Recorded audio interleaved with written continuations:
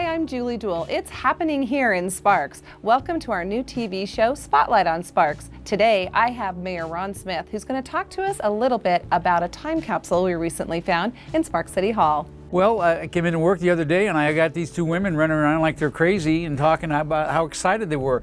And it's very exciting. We found a capsule that's been buried for 50 years.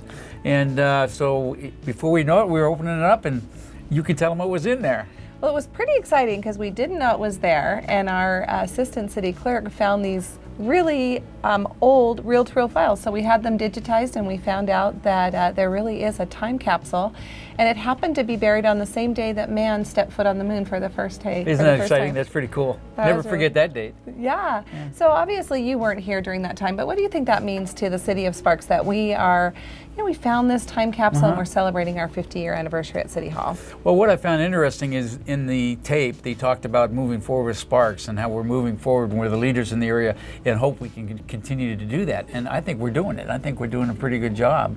And you have you and Julie that got excited and found it and opened it up, and I wish I could have been there. It was exciting. It was really exciting. So we appreciate you being here, and we'll keep you updated on if we're able to salvage any of the things that were in there. Yeah, I understand that they were waterlogged, but I guess they have people that can fix that up. So congratulations on the find, because that is exciting news. Yeah, and thank you for being our first guest on I love it. I can always say I was first guest. Yes, you can. Maybe 50 years from now I can say that. Yeah, absolutely. Yeah. I'll have you back.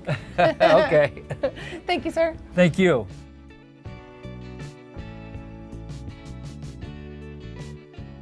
And now I'm here with Assistant City Clerk Julie Torres. She's the one who actually found the audio tape in what's called the City of Sparks vault.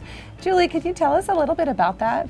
Absolutely. I was doing a records purge in an old room of the vault, and we came across some boxes that were historical, found things that were from the early 1900s and on through the century, and one of those was a reel-to-reel tape that had a little bit of writing on it. It was hard to see, but it said July 1969. So when I brought it to you, we decided we'd get it digitized so that we could see what was on it. And the audio was really quite good for the time. It was quite good. It was a gem, actually. We found a box of goodies.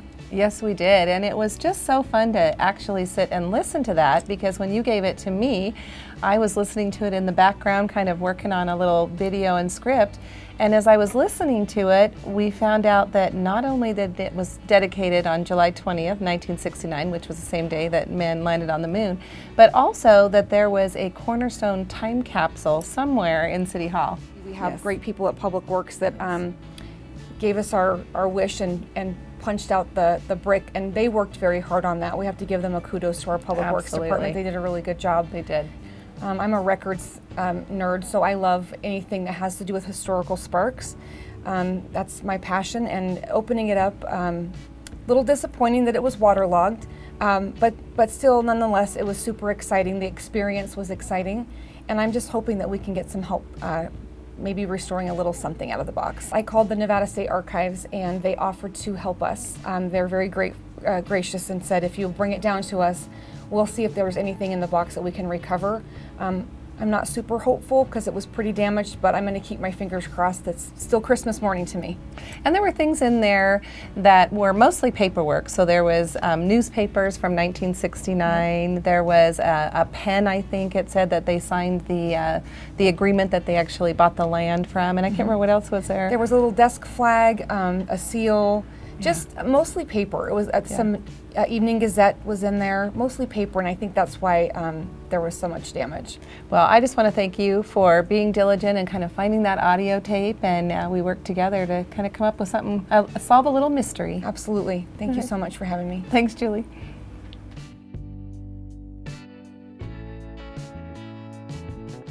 And my next guest is Amber Sosa. She's our transportation manager here at City of Sparks. And at our last council meeting, council approved an agreement, a signal agreement between NDOT and City of Sparks. And Amber, can you tell me a little bit about that? Sure.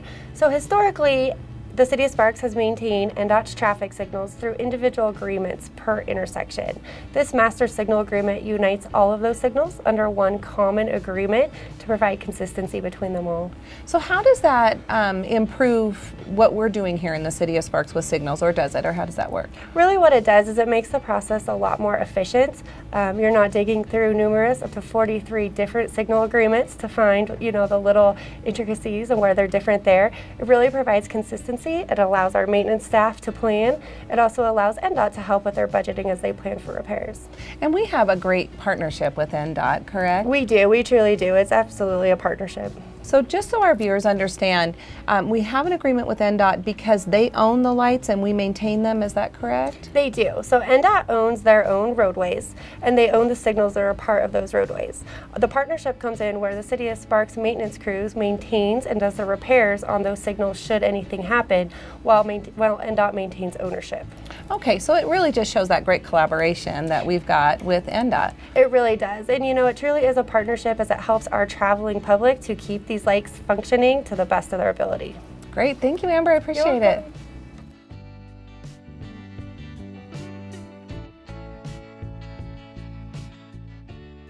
My next guest is Tracy Dominguez. She's our director for our Parks and Recreation Department. And Tracy, it's Parks and Recreation Month in July, and I love the theme this year. It's Game On. So what does that mean? Yes, it is. Through the National Recreation and Parks Association, they create a theme each year for July's Parks and Rec Month, and it is Game On. That means let's lace up our shoes and go outside, play some games, visit some parks that maybe you haven't been to in a while, or go to a new park. Go out and explore. So what does that mean for City of Sparks, just Parks and Recreation in general? What do we do? What does that department do? Well, first of all, the proclamation is meant to, it's an opportunity for us to share with our community and our elected officials the benefits of Parks and Recreation. I think we take a lot of it for granted sometimes. And so we offer a variety of programs and a variety of facilities for all ages and abilities. That can include sports, it can be water activities at the Sparks Marina Park, events, our Youth Watch program, which is for before and after school, day camps, and we also have an amazing program for people with disabilities called Leisure Without Limits.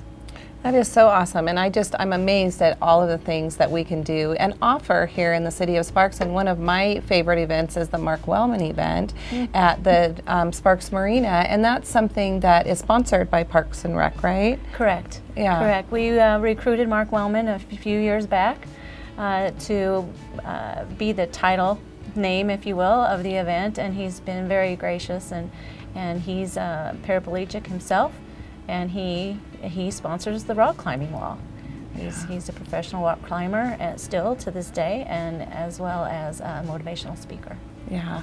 Anything else you want to tell us about Parks and Rec Month or Parks and Recreation in general?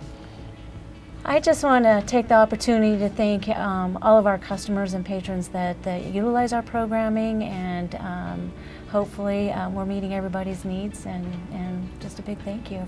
Thank you for watching. Make sure you get out there and enjoy one of our parks. For Spotlight on Sparks, I'm Julie Duell.